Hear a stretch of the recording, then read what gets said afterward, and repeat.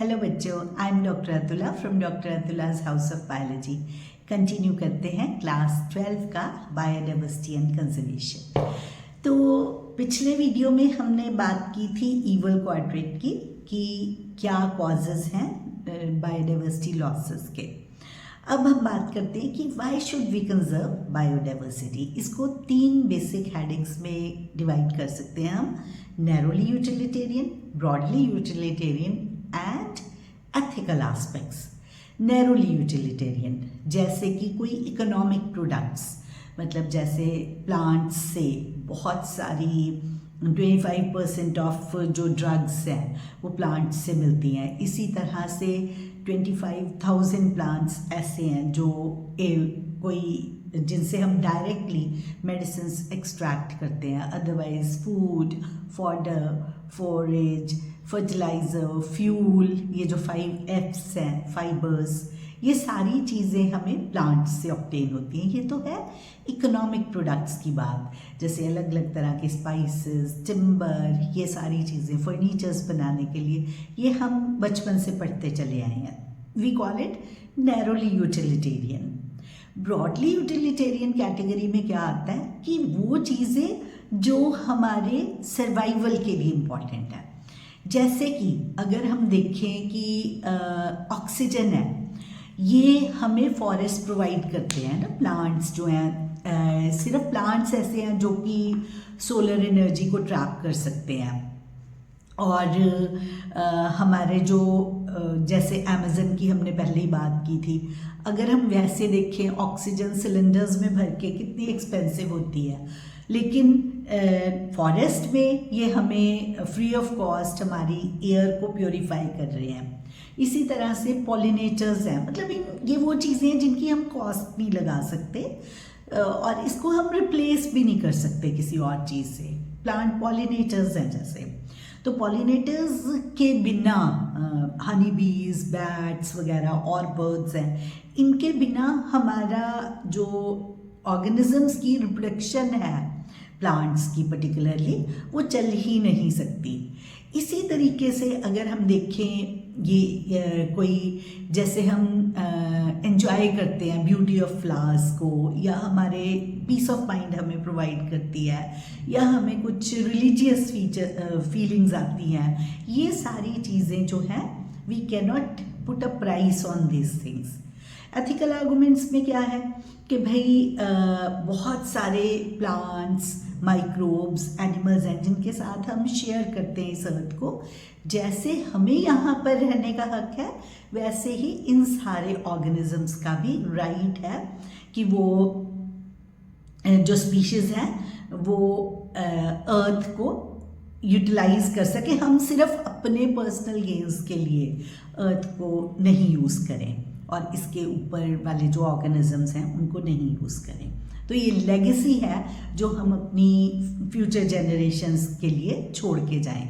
इसी चीज़ को हम सस्टेनेबल यूज़ भी कहते हैं। एथिकल आर्गुमेंट्स में नहीं आता, बट अदरवाइज सस्टेनेबल यूज़ का मतलब भी यही होता है कि हम जितना चाहिए उतना यूज़ करें, लेकिन अपनी फ्यूचर जनरेशन्स के लिए छोड़ के भी कुछ जाएं। तो how do we conserve biodiversity? बात तो इसी चीज़ पे आती है, कैसे कंजर्व कर सकते हैं आप बायोडाइवर्सिटी को। बायोडाइवर्सिटी में या तो आप जो चीज़ प्रेजेंट है उससे जो जहाँ पर है वहीं पर बचा लें। जो जहाँ पर है वहीं बचा लें को हम बोलते हैं इन सिटू कंजर्वेशन, या जहाँ पर जो जिस पर्टिकुलर जगह पे थी उस लोकेशन को सेव कर लिया। दूसरा तरीका क्या हो सकता है? एक्स सिटू कंजर्वेशन या of site collection. Of site मतलब OFF। ऑफ साइट कलेक्शन मतलब वहाँ से ले आए, उसको प्रोटेक्टेड कंडीशंस के अंडर आपने प्रोटेक्ट कर लिया, कंजर्व कर लिया। तो इन सिटू कंजर्वेशन की अगर हम बात करें तो सबसे पहले हमारे पास इसमें आता है कोई ऐसी चीज़ जो एक restricted to a particular area हो। इसको हम बोलते हैं endemism. Endemism is restricted to a particular area, not found elsewhere. तो एंडेमिक स्पीशीज को आप उसी जगह पर बचा सकते हो जहाँ पर वो ऑलरेडी लगी हुई थी। जैसे कोई प्लांट था या कोई एनिमल था, वो उसी पर्टिकुलर क्लाइमेट में, उसी पर्टिकुलर कंडीशंस में अच्छे से सर्वाइव कर सकता है, तो आप उस एरिया को प्रोटेक्ट कर लो। ऐसे प्रोटेक्शन वाले एरियाज़ को हॉटस्पॉट्स बोला जाता है। तो टोटल अगर हम देखें तो हमारे पास 34 हॉटस्पॉट्स हैं, जिसमें से 3 हमारे इंडिया के अंदर हैं। इसमें कुछ फैक्टर्स होते हैं, कुछ कंडीशंस होते हैं हॉटस्पॉट्स के लिए, जैसे वहाँ पर स्पीशीज़ डाइवर्सिटी बहुत ज़्यादा हो, एंडेमिज्म शो करे, मीन्स ऐसी स्पीशीज़ हो जो उस पर्टिकुलर एरिया को रिस्ट्रिक्टेड हो, हैबिटेट को कोई थ्रेट हो, कोई भी क्लाइमेटिक कंडीशंस की वजह से या कोई उसकी सराउंडिंग्स ऐसी हों उसकी वजह से, एंड डिग्री ऑफ एक्सप्लॉयटेशन। तो इन सारी चीज़ों की बेसिस पे हमारे पास 3 जो हैं हॉटस्पॉट्स इंडिया में हैं। नॉर्मन मेयर ने ये हॉटस्पॉट्स टर्म दी थी, वैसे एनसीईआरटी में नहीं मेंशन किया हुआ, आप स्किप कर सकते हैं इसे। तो ये एरियाज़ जो हैं वो है Western Ghats, Indo Burman region and Himalayan region. तो यहाँ पे मतलब वेस्टर्न घाट और श्रीलंका वाला पार्ट हो गया, इंडो बर्मा और हिमालय हो गया। तो ये हमारे कंट्री में पहले भी हम बात कर चुके हैं कि हॉटस्पॉट्स जो हैं टोटल एरिया जो है, लैंड एरिया जो है वो कम है, लेकिन डाइवर्सिटी ज़्यादा है। तो इसमें से भी ये पर्टिकुलर 3 रीजन्स हैं जहाँ पर कि बायोडाइवर्सिटी ज़्यादा है, तो वी कॉल देम हॉटस्पॉट्स।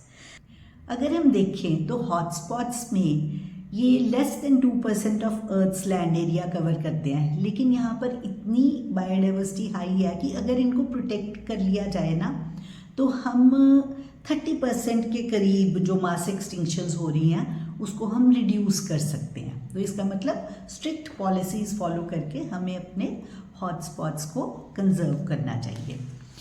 अब इसके साथ ही हम एक पासिंग रेफरेंस करते हैं कि इंडिया में जो इकोलॉजिकली बहुत सारे यूनिक रीजन्स हैं, इनके ना अलग अलग नाम हैं। फर्स्ट हमारे पास है बायोस्फीयर रिजर्व्स, 14 बायोस्फीयर रिजर्व्स, हम एनसीईआरटी को स्टिक करेंगे। 90 नेशनल पार्क्स हैं एंड 448 वाइल्ड लाइफ सेंचुरीज़।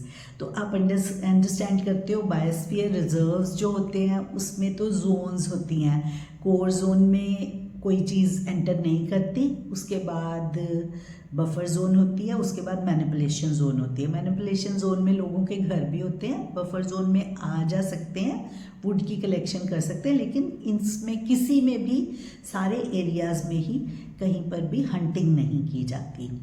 ये तो है बायोस्फीयर रिजर्व। नेशनल पार्क्स जो हैं उसके अंदर हम फ्लोरा और फौना दोनों को प्रोटेक्ट करके रखते हैं, मतलब प्लांट्स एंड एनिमल्स। जो इसके अलावा वाइल्ड लाइफ सेंचुरीज़ जो हैं वो वाइल्ड एनिमल्स की प्रोटेक्शन होती है वहाँ पर। हालांकि एनसीईआरटी में ऐसी कोई डिस्टिंक्शन नहीं दी हुई, बट स्टिल आपको ये एक जनरल नॉलेज की बात है, ये आपको पता होना चाहिए। अब इसी तरीके से हम जो इंसिटू कंजर्वेशन में ही, तो आप अंडरस्टैंड करो, कोशिश करो ये याद रखने की कि कैसे क्वेश्चंस फ्रेम होंगे। इंसिटू का एग्जांपल है या एक्सिटू का।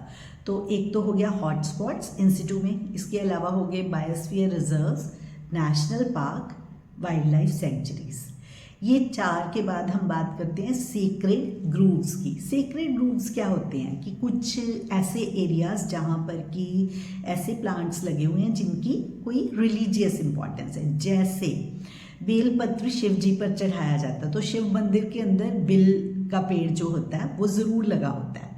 इसी तरह से त्रिवेणी है, इसी तरह से पीपल को काटना हिंदुइज्म में it is considered an act of sacrilege. तो ऐसी सी जो चीज़ें हैं उसकी वजह से भी प्रोटेक्शन मिल जाती है। उस पर आपको कुछ नाम याद रखने हैं कुछ सेक्रेड ग्रूव्स के। एक तो है हमारे पास Khasi and Jaintia hills in Meghalaya, Aravalli hills Rajasthan की, वेस्टर्न घाट कर्नाटका और महाराष्ट्र वाला, फिर सरगुजा, चंदा एंड बस्तर एरियाज एमपी में। तो मेघालय में जो सेक्रेड ग्रूव्स है ना, वो बहुत सारी थ्रेटन्ड स्पीशीज़ को प्रोटेक्ट करके उन्होंने रखा हुआ है। अब नेक्स्ट हम बात करते हैं एक्स सिटू कंजर्वेशन की। तो मतलब जो जहाँ था वहाँ से उखाड़ के ले आए और उसको प्रोटेक्टेड कंडीशंस के अंदर लगा दिया गया। यहाँ क्या होगा, जूलॉजिकल पार्क्स जिन्हें हम कॉमनली जू बोलते हैं, तो कैप्टिविटी में यहाँ पर ब्रीड कराया जाता ऑर्गेनिजम्स को। दूसरा बोटेनिकल गार्डन्स, फिर उसके अलावा वाइल्ड लाइफ सफारी पार्क्स। तो यहाँ पे क्या होगा कि कोई मतलब थ्रेटेंड स्पीशीज़ हैं उनको ब्रीड करवाया जा सकता है, उनका जर्म प्लाज्म प्रोटेक्ट करके रखा जा सकता है, या कोई जैसे सीड बैंक हैं, जर्म प्लाज्म कंजर्वेशन के और तरीके भी होते हैं। क्रायो प्रिजर्वेशन से आप प्रोटेक्ट करके रख सकते हो सीड्स को या अदरवाइज एम्ब्रियोज को, ऐसे प्रोटेक्शन प्रोवाइड की जा सकती है। लास्ट इस टॉपिक में हम बात करते हैं कि बायोडाइवर्सिटी का जो है मतलब ये कोई पॉलिटिकल बाउंड्रीज नहीं है, जो कंजर्वेशन है वो सबकी सारे लोगों की एक कॉमन रिस्पॉन्सिबिलिटी है। उसके कनेक्शन में हम बात करते हैं समिट्स की। तो फर्स्ट हमारे पास हिस्टोरिकल कन्वेंशन जो हुई थी बायोडाइवर्सिटी की, उसे बोला अर्थ समिट 1992 में रियो डी जेनेरो में ये हुई थी। यहाँ पर क्या किया, यहाँ पर सस्टेनेबल डेवलपमेंट की बात की। उसके बाद वर्ल्ड समिट हुआ sustainable development held in 2002 Johannesburg में, साउथ अफ्रीका में। तो यहाँ पर उन्होंने सबने प्लेज किया कि हम 2010 तक सारा जो बायोडाइवर्सिटी लॉसेस हैं उसको हम धीरे धीरे लूज़ मतलब उसको धीरे धीरे प्रोटेक्ट करेंगे और हम उसकी जो थ्रेटेंड स्पीशीज़ हैं उनको बचा के रखेंगे। उसके बाद थर्ड जो अर्थ समिट आया वो 2012 में आया। एनसीईआरटी से नहीं लिखती बट आई थिंक आपको ये कर लेना चाहिए। तो 20 years आफ्टर 1992 ये आया अगेन रियो डी जेनेरो में।